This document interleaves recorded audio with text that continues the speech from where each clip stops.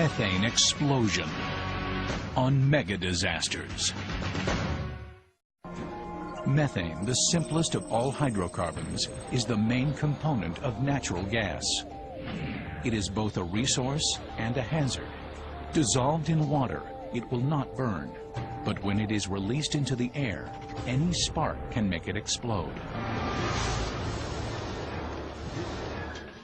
Dr. Gregory Riskin is a professor of chemical engineering at Northwestern University. He has developed a controversial theory that says the oceans can and have produced methane eruptions on a global scale. It has happened periodically over the last half billion years without fail. So there is no question in my mind that it will happen again. Methane, says Riskin, was responsible for the Permian mass extinction, the largest mass extinction of all time. Up to 95% of all species disappeared from the face of the Earth. Professor Riskin believes the extinction was the product of a giant methane eruption and its incredible explosive force. The amount of energy which would be released in combustion and explosion of the methane in a large eruption would be about 10,000 times greater than the total nuclear stockpile which is available at this moment.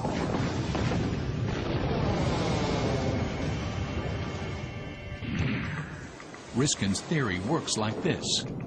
Deep pockets in the ocean allow methane to accumulate over long periods of time. In the Permian period, a seafloor basin of methane-saturated water may have reached a breaking point. An earthquake, underwater landslide, or even a meteor impact could have been the trigger. And suddenly, like shaking a gigantic soda bottle, the deepest part of the ocean would have exploded in a deadly storm of methane bubbles. The idea of a violent methane eruption from one of the world's oceans seemed like science fiction, until something very much like it actually happened. It took place at Lake Nyos in the African nation of Cameroon. Well, in 1986 in Lake Nyos, something happened in lakes that had never happened before. There was a tremendous eruption of CO2 gas that was stored in the lake. A huge fountain, driven by 1.6 million tons of carbon dioxide, shot out from the waters of Lake Nyos. This gas, when it came out of the lake, produced so much energy that it generated a gas-water fountain out of the lake that was about 100 meters high. And it filled up the lake basin, and because CO2 is about twice as heavy as air, it flowed out over the spillway and coursed down through the river valleys where it killed people up to 16 miles away from the lake. 1,700 local villagers and all their livestock died, smothered by carbon dioxide. The eruption at Lake Nyos really lit a fuse in the scientific community for an explosion of ideas about where else this might have occurred, and most specifically, whether there were these kinds of tremendous gas eruptions from the ocean. I have almost no doubt that there is a stagnant basin somewhere where methane is accumulating as we speak. But I have no idea where it might be, simply because the deep ocean is very little known. Without knowing where there are stagnant basins on the ocean bottom, the site of the next eruption, should it occur, could be anywhere. A methane eruption in the Pacific, for instance, could put the entire west coast of the United States in danger. Once the gas begins bubbling out, there would be a chain reaction, forcing fountains of methane and water to the surface across an area the size of California. Tsunamis would reach the west coast of the United States, for example, and say Hawaii, in a very short time, perhaps a few hours. Cascading tsunamis from a Pacific eruption may first strike American shores at San Diego. The low-lying terrain exposes heavily developed areas to extensive water damage. It is possible to estimate that the flood waters may reach heights of over 100 meters in a large eruption. At that height, tsunamis would cover downtown San Diego, leaving only the city's 25 tallest skyscrapers visible above the water. Next would come the methane-bearing water clouds, ready to ignite as soon as they meet any random spark.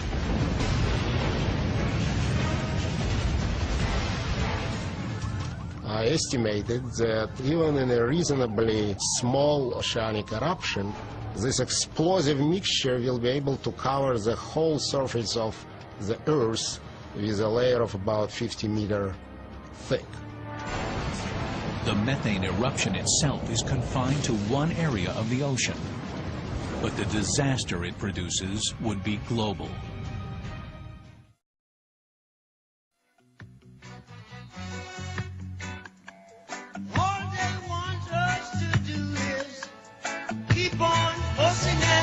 Well, I talked to Lindsay during the break, and he said this is the #1 issue, and I agree. This is all I hear my neighbors talking about, people on other talk radio shows talking about, and it's like, what is the government going to do? What is the government going to do? And their idea is carbon taxes, gas taxes, that will fully destroy our economy, and still the oil well leaks and leaks and leaks, and BP's been caught lying from the beginning, now into day 67,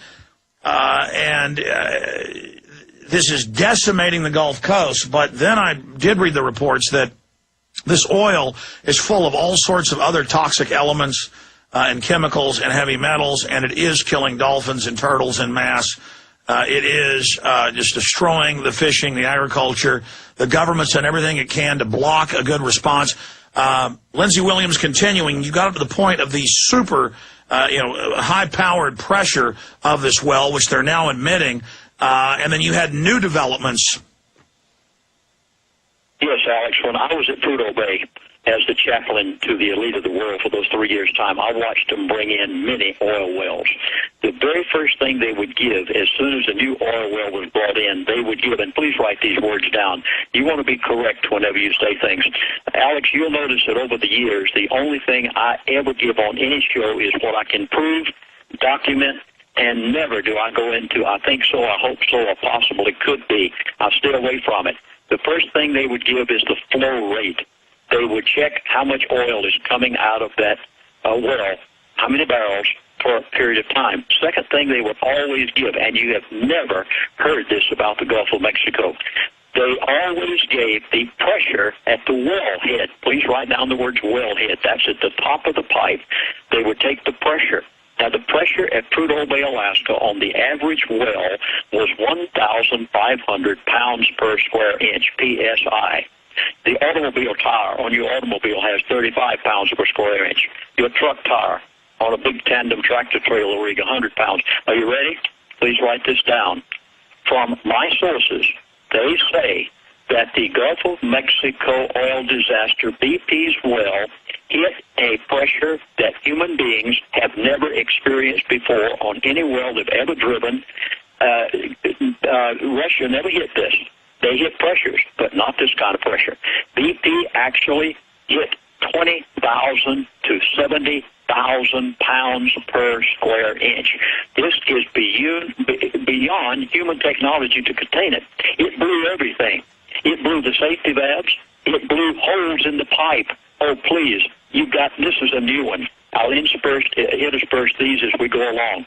You remember a moment ago I told you that pipe that they drilled in the bottom of the ocean was 2 inches thick and 20 inches in diameter, solid, hardened steel. That pipe right now is no longer 2 inches thick. It is 1 inch thick. Let me explain. You remember that BP, back about 2 or 3 weeks ago, closed down the Trans-Alaska Oil Pipeline because for 35 years they've been running oil through it, and it has so diminished the thickness of the pipe that they were getting leaks everywhere. This happens over a period of time because of the extreme pressure and the abrasive substances that are coming out of this pipe in the Gulf of Mexico. The thickness of the wall of that pipe is no longer 2 inches. It is all the way down to 1 inch now.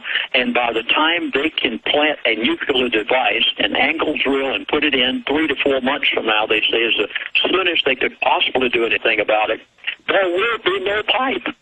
I mean, this is so drastic.